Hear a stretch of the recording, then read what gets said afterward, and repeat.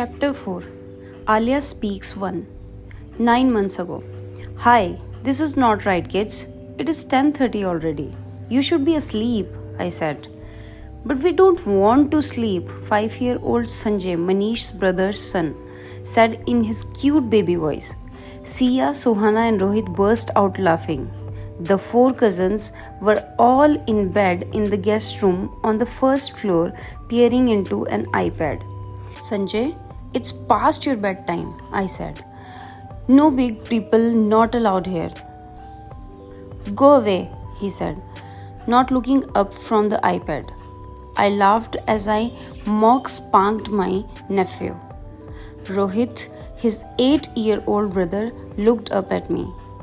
Please, Alia Chachi, we are having a sleepover after so long.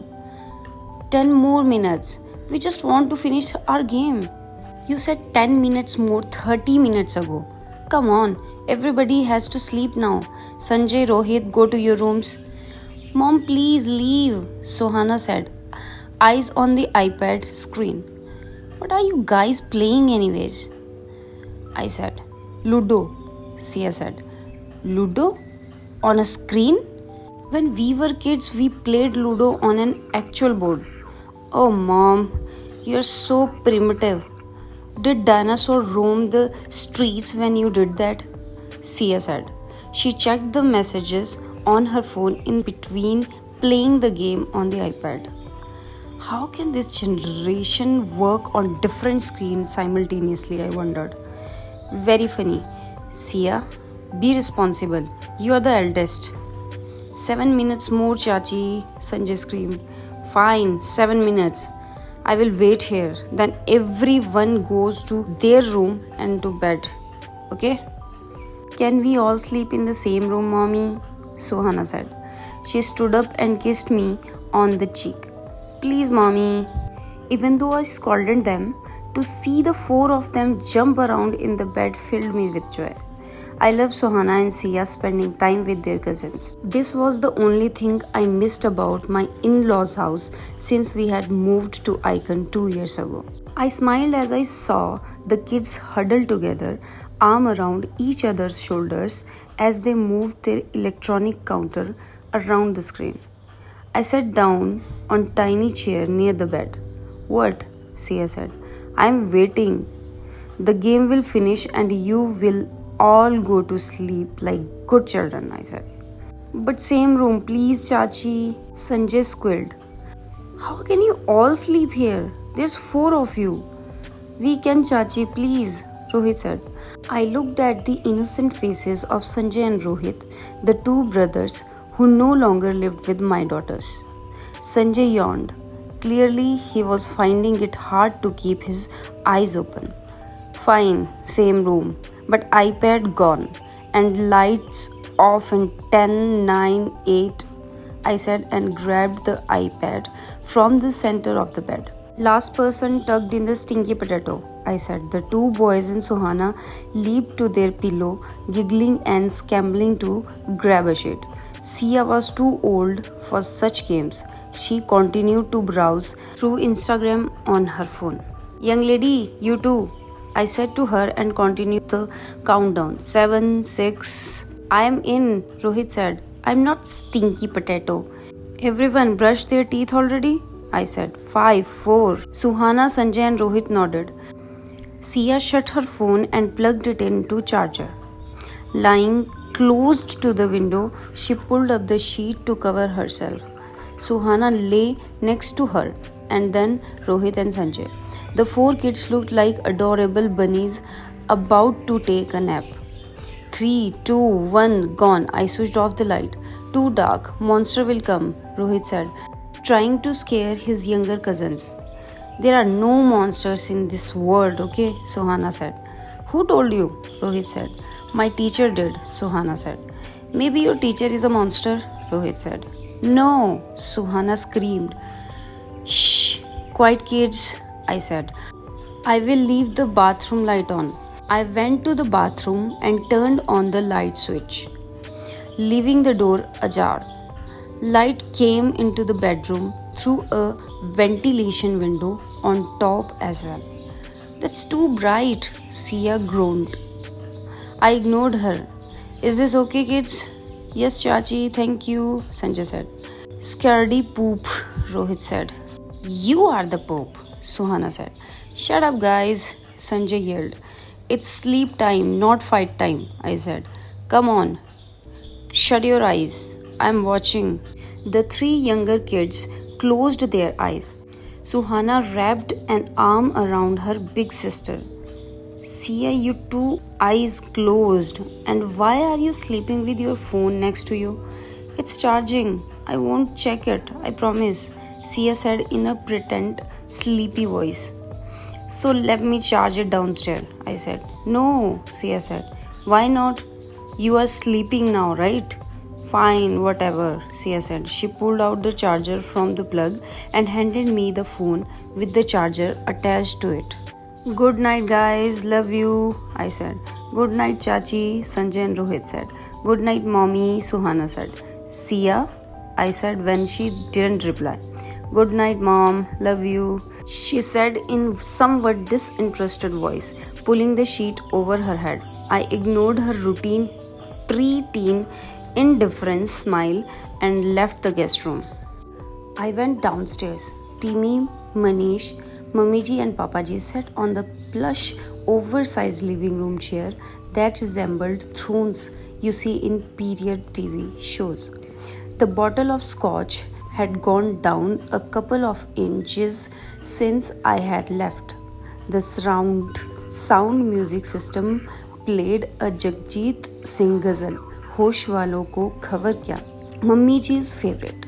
My mother-in-law's large frame took up an entire chair. She held a drink in her hand and, with eyes closed, was moving her head gently to the music. She wore a golden embroidered maroon silver salwar kameez. A chunky uncut diamond necklace covered her neck. It was a signature piece from Navratan Jewels, our family-run store. Are they asleep? Manish said, with a lot of protesting, and all in the same room. I said, all 4 feet in one bed? Manish said, squished together like little puppies, I said. Timmy laughed. His big belly jiggled along with the scotch glass in his hand. They used to sleep like that, remember? When they were little, Timmy said. That was 2 years ago, yeah, when everyone was tiny. They are all big now. Must be uncomfortable, Manish said. I know. Try explaining that to them, I said. How sweet, Papaji said. They must miss each other a lot. If only we live as one family, they won't have to miss each other. My mother-in-law's strong, raspy voice startled all of us. Was she listening to the ghazal or to our conversation? Drink, beta, Papaji said to me, changing the topic. My father-in-law, Shamsher Arora, avoided controversial subjects at all costs and knew better than to take his wife's bait. I didn't want to fight either. We were only there for the weekend. No, Papaji, I said. It is late. I will sleep too. Papaji leaned forward to refill his glass even at 68. My father-in-law had a fit, upright frame. He had left Indian Air Force to start his own business 30 years ago and still retained some of his military attributes, including a bushy silver mustache. Even though it was just a gathering of immediate family that day, he was dressed in a grey suit and tie. Our business is about making people look and feel better. We must start with ourselves, was what he used to tell us often. Pour me another drink as well, Shamsher, said my mother-in-law, Durga Arora. Good night, Timmy bhaiya, Mummy ji, Papa ji, I said. Papaji stood up. He walked over to me and placed his hand on my head. God bless you, beta. Good night, he said. Is it okay if I come after a bit? I'll finish my drink, Manish said to me. Of course, I said. Whenever, good night. I turned around and walked towards the step leading back up to the first floor. Manish, teacher has given you permission. Now enjoy one more drink, my mother-in-law said with a laugh. I wanted to turn around and retort that I had never tried to control her son. In fact, Manish didn't even have to ask me just now. I clenched my fist and took a deep breath. I had promised Manish I would ignore his mother's nasty barbs. If only he realized how difficult that could be sometimes. I heard the bathroom door open. Hey, are you asleep? Manish said as he walked in. Hi, I said in a sleepy voice. I switched on the bedside lamp. Manish changed into his pajama with his back to me. This is used to be our kids' room, he said, with little beds. Now it is a proper guest room. Feels strange, doesn't it? Yes, I said. Are you okay? Leah's famous one word answers. I can sense something is not okay. I'm sleepy. Okay, I know. My mother's comment about teacher and permission. Sorry, quite unnecessary. Why are you sorry? She's the one who said it. Because you felt bad. She also said if only we lived as one family. Another jab at me. She said we, not directly to you. Don't get too touchy now, Alia. Oh really? I am touchy? You know what? Forget it. Good night. I switched off the lamp. He switched on the one on his side. He turned towards me. Oh come on. The kids are having fun. They need their cousins. Can we all please be pleasant for one weekend? Ask your mother if she knows what being pleasant means.